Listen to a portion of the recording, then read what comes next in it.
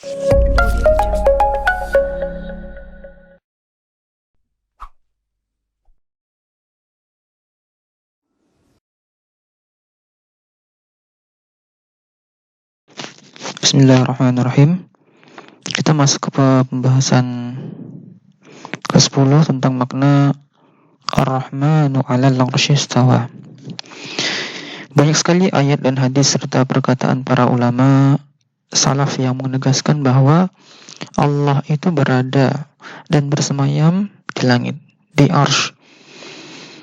Karena kita lihat fenomena sekarang banyak yang mengatakan, bagaimana Allah? Dia menjawab, Allah itu di mana-mana. Padahal dengan sangat jelas dan sangat banyak dalilnya mengatakan dan menjelaskan bahwa Allah itu berada di atas arsy-Nya. Pertama adalah firman Allah dalam surah Al-Fatir ayat 10. Allah berfirman, Ilahi yas'adu al-kalimu tayyibu wal amalu salihu yarfa'uhu. Kepadanya lah perkataan-perkataan yang baik naik dan amal saleh itu dinaikkan. Yarfa'uhu, dinaikkan, artinya Allah itu naik, amal itu naik kepada Allah, Allah berada di atas. Kemudian adalah Al-Ma'arij ayat 3 dan sampai 4, di mana kita dinaik.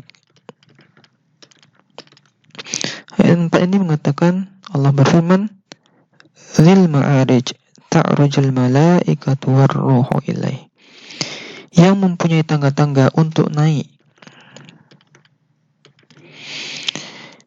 Malaikat-malaikat Jibril dan Jibril naik menghadap Allah. Naik. Para malaikat dan Jibril naik menghadap Allah Subhanahu wa taala. Kemudian di surah Al-A'la, Sabbihisma rabbikal a'la. Allah itu apa? Bunyinya, sucikanlah nama Tuhanmu, Sabbihisma rabbikal a'la. Nama Tuhanmu yang maha tinggi.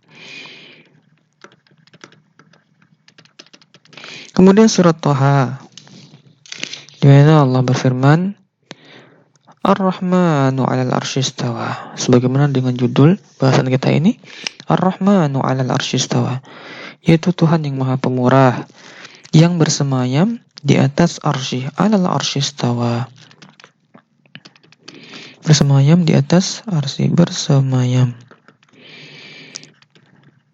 di atas arsy. Kemudian Al-Bukhari dalam kitab At-Tauhid menukilkan pendapat Abu Aliyah dan Mujahid tentang pengertian istawa atau bersemayam. Maksudnya adalah ala, di atas, dan irtafa'a, artinya berada di atas. Jadi istawa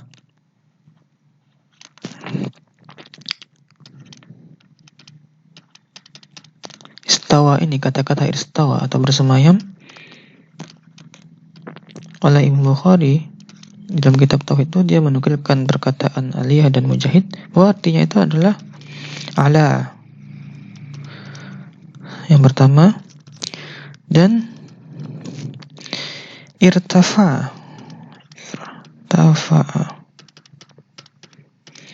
Ini artinya di atas. Irtafa artinya berada di atas.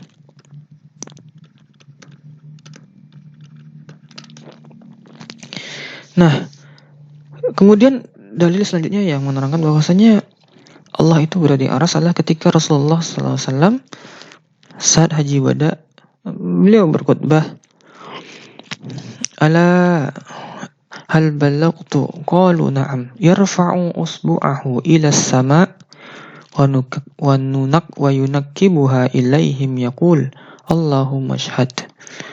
Hai, bukankah aku telah menyampaikan? Mereka menjawab, ya benar. Lalu beliau mengangkat dan menunjukkan jari-jarinya ke atas. Kemudian beliau SAW mengarahkan jari-jarinya ke arah manusia lalu berkata, wahai Allah, saksikanlah. Artinya apa? Ketika itu Rasulullah SAW berkata kepada umatnya dan dia mengangkat jarinya ke atas. Kemudian di akhir pidato itu dia mengatakan, ya Allah, saksikanlah. Maksudnya apa? Allah itu di atas. Dia menunjuk ke atas dan Allah, saksikanlah ya Allah. Allah di atas.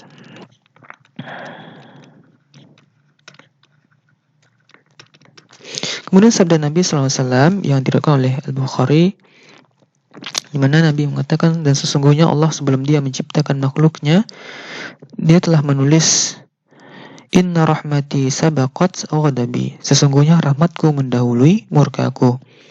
Fahuwa maktubun, dan tulisan tersebut indahu fauqal arsy, dan tulisan tersebut berada di sisinya di atas arsy, di atas arsy. Kemudian sabda Nabi, hadis Nabi SAW, yang hadis ini muttafaqun alaih, di mana Nabi SAW bersabda, apakah kalian tidak percaya kepadaku, padahal aku adalah orang kepercayaan zat yang ada di langit. Setiap pagi dan sore hari kabar dari langit datang kepadaku. Maka Nabi mengatakan sekali lagi, zat yang ada di langit, ya Allah. Kemudian Al-Ghazali berkata, kami dan banyak dari kalangan tabi'in berpendapat, sesungguhnya Allah yang Maha Agung berada di atas arsy. Di atas arsy. Siapa lagi? Imam Syafi'i juga mengatakan, sesungguhnya Allah bersemayam di atas arsy langitnya.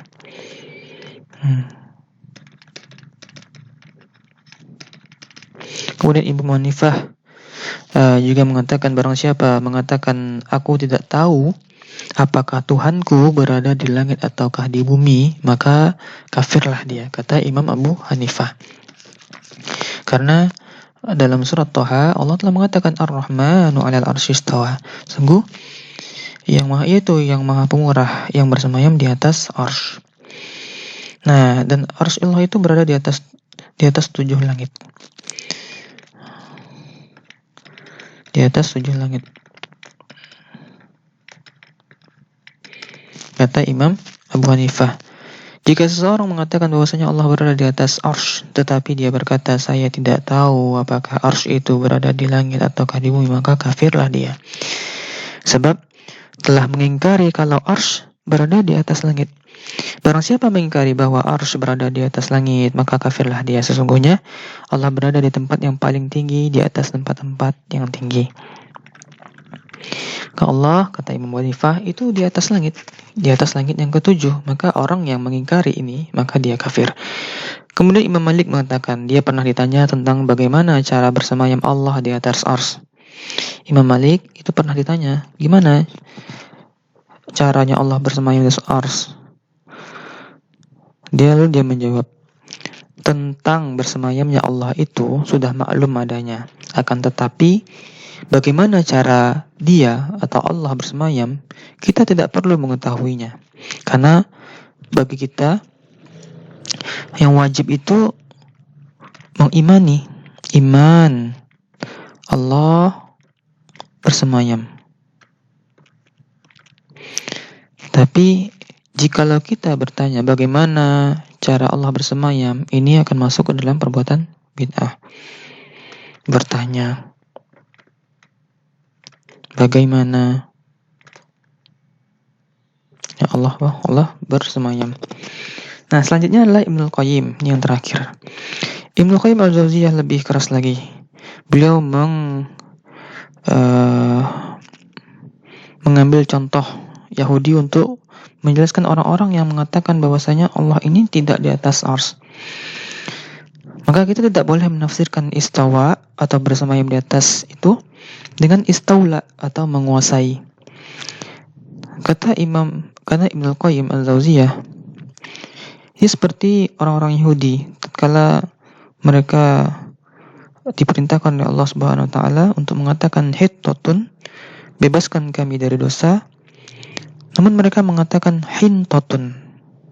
Jadi diperintahkan untuk mengatakan hittatun, mereka mengatakan hintatun, ada nun di situ atau biji gandum, artinya hintatun, dengan niat untuk menyelewengkan dan membelokkan ayat tersebut. Maka sama seperti hal di sini, istawa ini tidak boleh dimaknakan dengan istaula.